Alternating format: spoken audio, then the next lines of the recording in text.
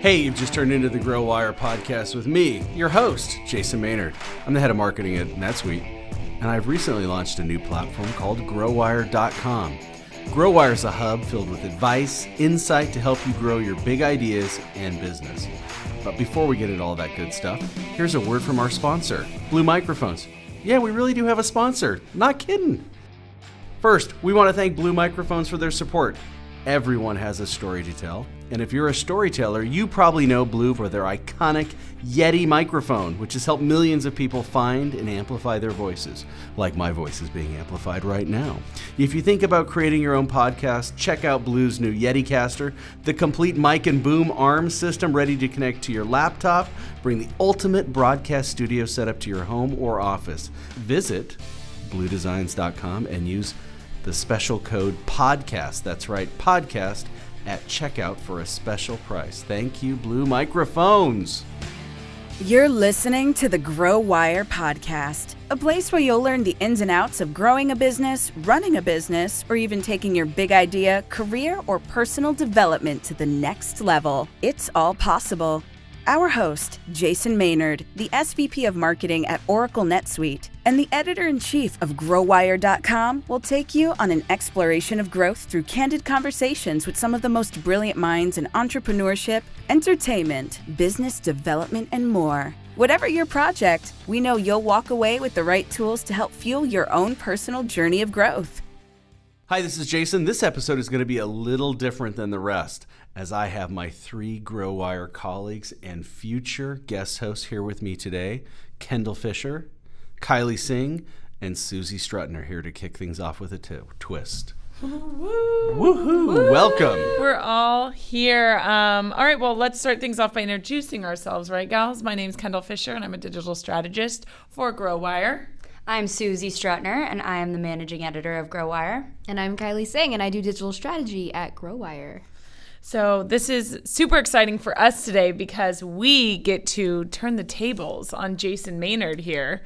We want to give you guys some insight into why Jason is someone that you guys should actually be listening to. No offense, Jason. It's a very frightening idea, I understand. My mom will listen, though, so I got that going for me. There you go. Hi, Mrs. Maynard. Yeah, hi Mom. Hi.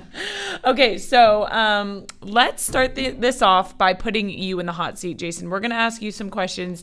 You give our listeners some input into who you are, what you've done, kind of what brought you to the position that you're in today as the SVP of Marketing at NetSuite and the Editor-in-Chief of Grow Wire. Are you cool with that? I'm cool with that. So awesome. Thank you. Yay. Let's kick it off. So we launched Agro Wire.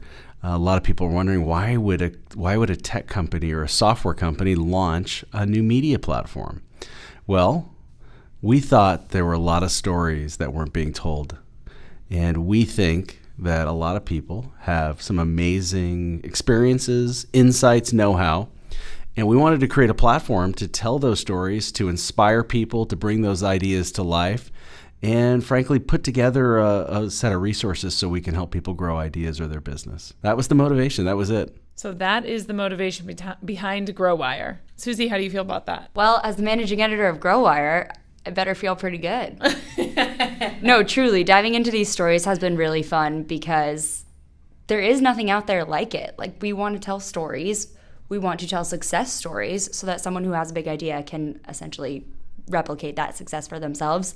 And we're not going to make it cheesy. We're so real. Right. It's true. It's true. And for those of you that are listening in, you're probably driving or on the treadmill or doing something. But when you're done with that, go to growwire.com, growwire.com, and you can check out what all of these lovely people are talking about right now. So, Jason, not to be rude, but why should entrepreneurs and business owners take your advice? Well, you should never take anybody's advice too seriously. But no, so I have a background where I've been at very small companies. I've started a couple companies. I've seen companies grow over the years, and I've used to analyze companies, and now I'm operating a company. So I've seen the whole life cycle. And one of the things that I want to do with Grow Wire is take some of that learning that I've seen over almost 20 years in business, what makes companies successful, what makes the entrepreneur behind the idea successful, how do you come up with that idea. So I'm going to pull all of that sort of collective knowledge that from friends of mine and from people that I want to bring on the show, and hopefully bring those experiences to life and share some of the things that I've learned along the way. Well, that was a great job of turning it away from you. But bring it back, since Susie. Grow Wire is all about growth stories, I have a question about your humble roots and how you grew from them. Can you explain to us, we know you went to college, can you explain to us what you did after college and like your first couple jobs, what you started getting into? Well, my first job actually was working in a grocery store while I was in college. So I was a bag boy. Jason. And Wait, before we even get to that though, where did you like grow up? so I grew up in Northern California, Okay, little town outside of Sacramento. got it. And my first job was actually at a grocery store. Okay. And then I got promoted, and I was a checker. That was a big day in my life, was to actually go from being the person that bagged the groceries to actually being the one that checked the groceries out. That was a big step up. So Can you share the name of the grocery chain? I don't know if it's around anymore. Lucky Groceries. It turned into Vons. Lucky's We had a became Vons? Lucky's. Yeah. Because I used to hang out at Lucky's in middle school, and then it changed to Vons, I swear. Lucky's was the best. Oh my gosh. Okay. Everybody loves their Lucky's. That's right. Yeah. Did you have any other extracurricular activities other than bagging it like some groceries? That was the passion. That's a rap That was a lyric. passion in life, actually. No, but seriously, what were your? No, I grew up in Northern California. I had a pretty, normal middle class background. Played sports, all that kind of good stuff. Went to college in Sacramento, and then moved down to LA in the mid '90s to get my graduate degree at USC. Fight on. For all of you Trojans that are That's listening right. in, fight on. But then there's Susie here, you guys. Now this is where we have an office divided, if you will, because both Jason and I, this is Kendall, both of us went to USC, and Susie went to UCLA. So We still accept her, though. we accept all. And then Really there's nice of them. A lot of college graduates struggle with what to do after graduating. So what did your path look like? I actually wanted to be an attorney. And growing up in Sacramento, I thought I was going to be a lobbyist. You could argue I have turned into a lobbyist. I'm a marketer, which maybe is a similar thing. But no, I was going to get I was planning on going to law school, and decided that was not for me, and moved to LA and really didn't have a great plan of what I was going to do. But I stumbled into a job working in technology. Wait. Why did you realize law school wasn't for you? I'm just not smart enough to be an attorney. Oh, come on. No, it just wasn't. It wasn't. I liked the action of business, right? I liked actually that part of working in a company, and that seemed much more appealing. And I knew I didn't want to be going through the process of doing whatever attorneys do. I should probably know more what the attorneys do all day long, but it just didn't seem like that was going to be the right path for me. Felt a little too confining, not creative enough. And even though I worked in finance at various points, there was always an element of I would say just the outlet to kind of think outside of sort of your normal path, and law seemed a little constricting. Law by definition seemed like you had to follow the rules, right? Yeah, right. So that didn't suit me. Yeah, that makes sense.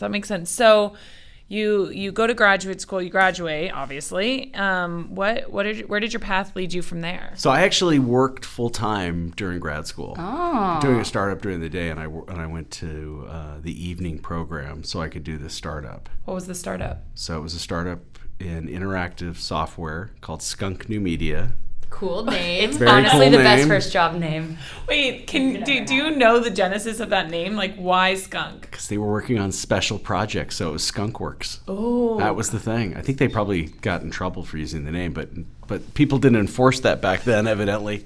But no, and it was a really cool company building interactive websites and games for studios in LA. And this was right about the time when the interweb was getting all launched and becoming mainstream.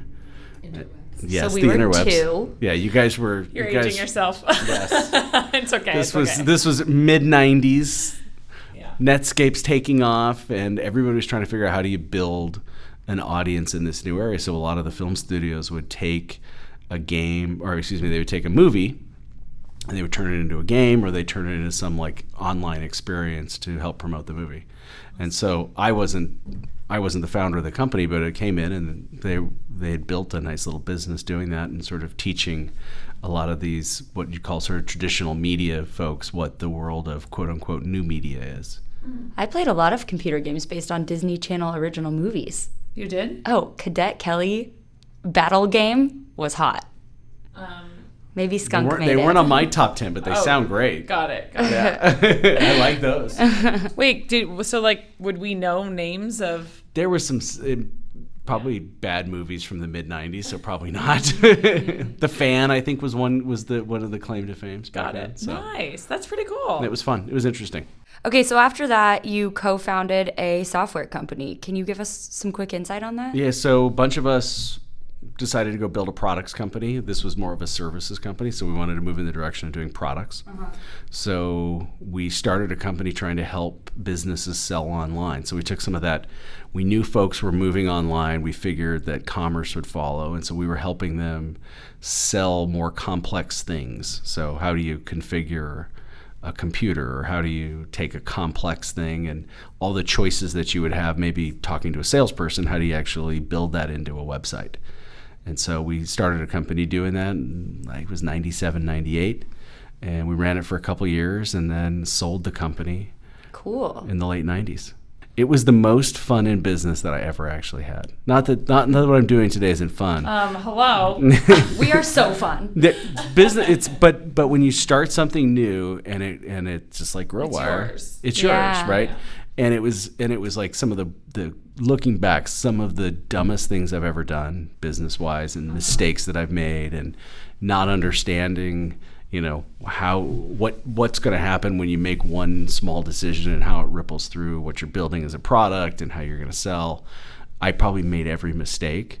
We fortunately were able to exit the company and sell the business, and it went into a more mature company that could help grow the product. Cool. But it was those experiences of saying, okay, well, how do you build a category? How do you take something that people aren't sure they want to do and convince them that this is the right path? Those are some of those early lessons from a marketing and sales standpoint that I still, take forward today. So what did you do after you sold the company? So I didn't end up staying with the company that acquired us. I actually, through a friend, decided to go to a completely different path, which was to go work on Wall Street as a software analyst covering the business software sector. And the reason I didn't think that was going to be a permanent job, I actually was like, I'll go do this for like a year, because this was like 1999, 2000. And I was like, I'm not sure if this is what I want to do. There seems to be way too much math in this whole thing and financial modeling and stuff. And I was more interested in terms of how markets evolved and why one company would beat another. But what I found is that's what most people were interested in, is how do you pick a winner or a loser in a market, and what makes a company win or lose. And so the more I got into it, I actually realized it was kind of fun. So yeah, there was some math and finance involved, but it was more interesting to be part of a process of helping explain to the world why one company was going to be the next big thing and why one company was going to fail.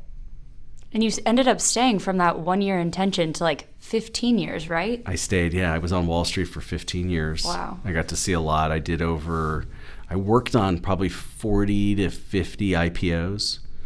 Wow. In the software space. So saw a lot of companies go public. Saw how the industry evolved from the early 2000s, all the .com crash. That was an experience. Saw the Great Recession of 2008 and the financial crisis, how that blew up, and then how basically everything came back, obviously, in the last 7-8 years. So it was quite a ride to see a couple business cycles and see the decisions that executives made and companies made and boards made in terms of what do you do, when do you invest, when do you not invest, how do you build a company for growth, how do you run a company maybe for margin. And the most fun part I always had was my interactions with the senior executives and actually getting into the strategy and asking, why are you doing it this way, or what about this, why don't you do that? And so that's so cool. Yeah, so what I realized in like 2014, 2015, I was like, I don't want to stay on Wall Street forever. The most fun part of the job was that, okay, what are we going to go do next as a company? You mean, I thought though that you had the most fun when you were coming up with Jay-Z lyrics to include in your headlines. Some of the greatest moments of my life. One of my colleagues, Karen Rosillo, and I used to spend more time coming up with funny headlines for our research reports, because we figured if we had a catchy headline, more people would read our pithy research. So when you're competing with a bunch of CFA types and accounting nerds, and you actually put a little creativity into a headline, you'd realize more people are going to read your stuff. Yeah, heck so yeah. You're all journalists and came from a media background. You resonate with this. So yes, we do. I will tell you one story, though. I do consider this one of my greatest moments in my career. And if you're a Dr. Dre fan, there was a song called "Nothing But a G Thing," and Oracle had but a G thing, exactly. baby. Go ahead. And so Oracle had a product back in the day with the G in the database name, and they had a good quarter. And we titled the note "Nothing But a 10G Thing." Oh my 10G thing. gosh. So nerdy. That's amazing. And well, Nerd and the humor. best part was, so if you're on Wall Street, basically you watch CNBC all day long, right? You kind of you have it on, maybe you have it on mute, but you just have a TV screen in your office. And I remember on Squawk Box, Joe Kernan, who's sort of like one of the legendary CNBC anchors, saw the note and then was talking about the Oracle quarter and said, "Oh God, rap music is officially dead." Some knucklehead analyst from Merrill Lynch used Dr. Dre in a headline of a First Call note. Oh my I love it. And I couldn't have been more proud of our team. It's one of the greatest moments ever. To be called one of the killers of rap music. Yeah, that was good. It was a good. turning point in your career. It was a turning point. It was it's been all downhill since in terms of really coming up with something good. But I'm going to hope with Grow Wire we can have that same spirit. But no, we tried to have fun and tried to make stuff entertaining. And honestly, like, I think with anything is like you can be really smart and you can have great words, but if you don't package things up so people want to read it, nobody will ever read it. And that was really kind of the funny part, was like, okay, if we make things compelling and entertaining and interesting, people will read your stuff. Truest lesson there is. Right? So aside from killing an entire musical genre, what seed was planted in you on Wall Street that took you to your next step? Well, I was fortunate enough, like I said, to work on a lot of IPOs. And that was always the most fun part. Because you'd meet a company before they go public, and you'd get to see all the insides of the company and what they're doing and why they're doing it. And you had to sign off on it as an analyst, saying, yeah, I think this is going to be a good business, and make the recommendation to the banking team, yeah, we're going to raise the money. And so one of the companies that I took public was NetSuite. Oh, we worked there. Yes. So no That is shock. us.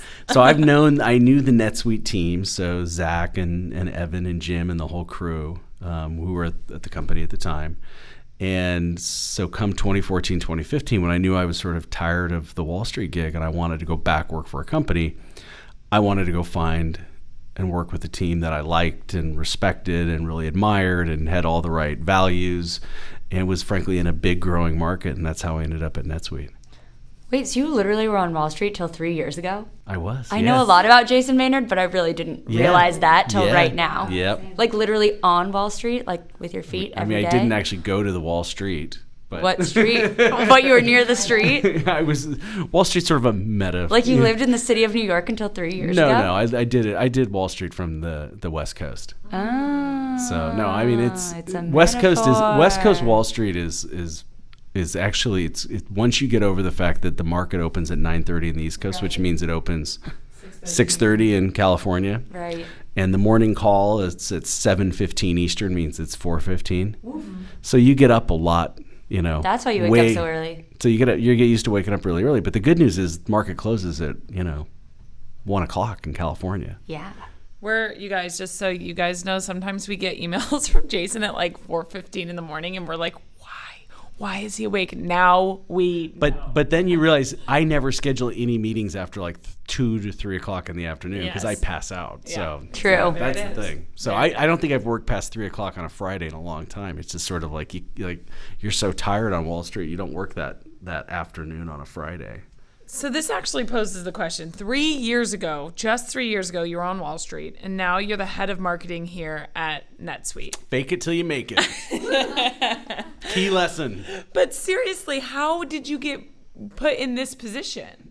By a lot of luck. Seriously? No, I joined the company, and there was a bunch of changes going on, and I was running strategy and M&A and business development. And part of marketing is, whether it's a big business or a medium-sized or a small company, is you have to actually be able to tell the company story, right? Not just to investors or to employees, but to your prospects and your customers. You've got to package what you're doing and make it compelling, put it in the view of your audience, if you will, whether it's writing a research report or explaining how something complicated works. You've got to have that capability. And so the skill sets actually on paper look different. They're fundamentally not that far. Mm-hmm. And I did some marketing way back in the day, so it wasn't that big of a stretch. Although some people may think it's a little bit of a stretch. I still get the stretch, but that's a different story. What do you think about about your personality specifically that makes you such a great leader here at NetSuite? I don't know if I'm a great leader. I think I'm intellectually curious. I think that's the number one thing. And what about management style? I think you have to be, well, I think first you have to be intellectually curious and be willing to admit you don't know everything. Mm-hmm. Okay. I would say, though, management style-wise, what I've learned and seen over the years, you have to build a great culture. Mm-hmm. Okay, I think it's important that you do that for a variety of reasons. But if you just look at it from the standpoint of what can make your company successful, you have to kind of start there. Mm-hmm. Then I think you've got to really have a strong strategy, understand the category you're in, understand what you need to be doing if you're starting in a new area, if you're competing in a market with a lot of incumbents, what makes you different. You got to understand that piece of it. And then the third piece is that gets into the execution then. Mm-hmm. But I would say from an execution standpoint, you have to trust your people. You need to, if you're going to build a great culture, have a good strategy, you have to give people plenty of room to succeed and fail and try and test. And so I never like to be micromanaged. I try and not micromanage people. I encourage others to, build a great team and then let them go do what they need to do. Did that shift at all with the acquisition a couple of years ago? No, I think when Oracle acquired NetSuite, it's been interesting in that what a lot of people thought was going to happen never really played out, and things have been much, much better, and NetSuite's growing faster. And so the playbook that Oracle ran was different than the playbook they ran on other acquisitions. So they invested significantly in growth, and so NetSuite was doing fine. But there were a lot of challenges in terms of how NetSuite was going to expand internationally. And so one of the things that Oracle did was say, all right, do you guys have a plan for international? We do, but we couldn't execute it as well as we wanted because of the capital costs and hiring and all those things that you have to do. So they've turbocharged it, and they've actually let the business operate on a kind of a quasi, I don't want to say independent basis because they're fueling a lot of the expansion, but letting the team execute and run with all of this additional capital. Nice. So can you tell our listeners, because if I ask this question, I may get fired. What do you do at NetSuite? I do a few things. So I run marketing, I run strategy, I run business development, the Bronto business unit, and a couple other groups in the company. So that is your job now. That is my job now. Today. And what about Grow Wire? Yes. How could you forget? Susie T coming in with the GW, yes. the G-dub. So Grow Wire came out of this, which is at NetSuite we have to talk about obviously market products and services to customers, but the one thing that we felt was missing in the marketplace, and if we kind of look at the bigger picture, entrepreneurialism is not accelerating like it did 30 years ago. There's a lot of venture capital funding out in the marketplace, but if you look at the number of exits of businesses versus the number of startups, it's kind of equal, which is the first time you've seen that in 20, 30 years. Business failure rate is high. I think competition from a global standpoint makes it harder than ever for companies to grow and scale. And so one of the things that I saw and motivated me on the Grow Wire front was, how can we contribute to this by building a platform website, all sorts of different media assets to help inspire, educate, provide really good information so companies won't make the mistakes maybe that I made running my business or mistakes that other people made, because we want more companies to succeed. And so this isn't about a NetSuite thing. It's not about an Oracle thing. It's really our investment we're making to help educate, train, inspire, teach entrepreneurs how to grow their business and scale. Such a noble mission. It is a noble mission. Thank you. Yes. I'm excited about it. No, it's like we this is also one of the really fun parts of the job, is that we get to meet some of the most amazing people in this role. Like, we meet entrepreneurs who typically aren't just starting their business, but they've been in operation for a couple of years. And so they're 5, 10, 15, 20, maybe 50, 100 employees, but they're all on this journey for growth. So you get to hear these stories about, well, this is what I was doing, or this is how I did it. Mm-hmm. And the thing that I looked at, I said, well, gosh, wouldn't it be a great place if we could somehow tap into that entrepreneurial spirit and tell those stories? Mm-hmm. Because I think people need more entrepreneurialism in the world today, not less. That's what creates jobs. 2/3 of all jobs are created by small businesses. So if you believe in, things like, you want to see income equality, if you want to stop problems in certain cities, you've got to have a better entrepreneurial class than I think what we have today. So a lot of the problems, I'd argue, in society can stem from lack of jobs. Mm-hmm. And so obviously this is not a platform to solve exactly that problem, but it's a small way that we can sort of say, all right, how can we bring those stories to life and maybe inspire somebody, or maybe very pragmatically help somebody in their business overcome a problem so they can continue to grow. Word. That's the story. Ain't nothing but a G thing. There you a go. Grow Wire thing. No, but before we head out, I do want to ask, what is one of your favorite stories that you're looking forward to that you already know about on Grow Wire, so that our listeners get over there and check it out? We've got a bunch of interviews coming up in the next month. So we're going to interview a venture capitalist. She's operates one of the largest, and I think, probably in the country, largest female venture capital firms, or female-owned VC firms. Mm-hmm. We've got an interview with a guy who wrote a book about how you grow and scale in a category. So this concept of category design is really important for small, mid-sized, large companies. So we're going to have him on. Got somebody to talk about blockchain and Bitcoin, because that's a pretty hot topic. Buzzword compliant. He's going to disrupt it. So that's some of the stuff we're going to talk about. We're going to lots of different stories. We're going to hear some founder stories as well. What motivated somebody to start a company in their garage and why they did it, literally in their garage. So I won't give you all the names right now. Yeah. It's kind of a hook to come back, maybe next week. So what are these all going to be in the form of? Readable content, podcast, video. What does Grow Wire have to offer? So Grow Wire, first and foremost, growwire.com is a website. Mm-hmm. And on this website, you will find articles. Mm-hmm. You will find stories, like how people do it, things they can do to learn, like maybe how to build a great team, how to drive a sales organization, how to do social media, things of that nature. You're going to hear features about some of the entrepreneurs, because I think we learn, even if it's not in the same exact area, you learn from what other people did, and it's like, I can apply that to my business. We're going to do a podcast where I'm going to go long form, if you will, interview people, really kind of go deep about what motivated them. And then we're going to do some fun stuff, because I do really believe that if you want to teach people, you got to make it entertaining and compelling. And we are here in lovely Santa Monica, so we decided to launch a TV show. A TV show? No way. No way. Yes. Which we might even see you, Kendall Fisher, hosting. Oh, I don't know, you guys. I think I have a face for podcasting. So. I have a face and a beard for podcasting. You were made for the screen. So there you go. You're gonna. It's your home away from home. Indeed. Well, Jason, you did such a great job, and I know you weren't entirely stoked on having to be the one to talk about yourself. This is the last time I have to ever talk about myself here? Yes. And I want to be the one grilling and putting other people on the hot seat. And you'll get there. All right. But I do have to say that from this podcast, I've learned that you started in marketing by by bagging grocery bags, and you ended in marketing. From markets to marketing, the Jason Maynard story. It was grocery markets, but there you go. It's you can draw the line.